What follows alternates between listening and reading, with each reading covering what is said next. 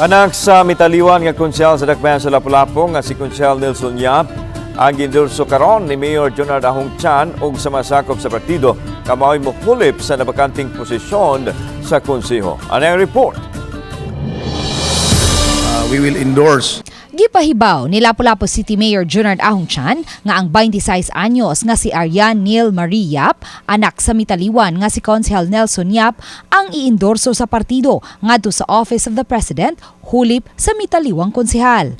Matod sa mayor, gawas nga usa ka law graduate si Arian ug taud-taud nang nagtabang-tabang sa iyang amahan sa mga paperworks ni ini sa konseho, nasuta usab sa partido ang kaandam ni Arian nga moserbisyo sa mga upunganon. Ang iyang passion, love to serve the upunganons. Sa muna nga nahukman sa maong partido nga siya ang angayan nga ibutang hulip ngadto ni Honorable Nelson Yap.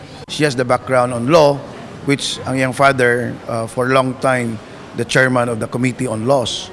So dili bagito siya pero dali ra siya makat-on in legislative matters. I am very ready, and actually I'm also preparing myself because I have a very big shoe to fill, because I know si Papa, this is his 6th term, so it's just sad to say nga wag niya nahuman ang last niya nga term ba, pero kanang murag I want to continue his legacy. Karong buwana, gikatakdang mularga si Chan ngadto sa kauluhan aron iduso ngadto sa Malacañang ang endorsement sa partido kang Arian. Matod sa DILG, tungod kay usa ka highly urbanized city ang Lapu-Lapu, ang presidente pinaagi sa executive secretary ang mupili sa ihulip sa nabakanting posisyon.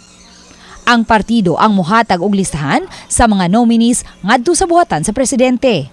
Si Arian ang nag-inusarang anak nga babay nila ni Lapu-Lapu City Councilor Nelson Yap ug Mandawi City Prosecutor Ana Marie Yap ug ikaduha sa tulo ka managsuon.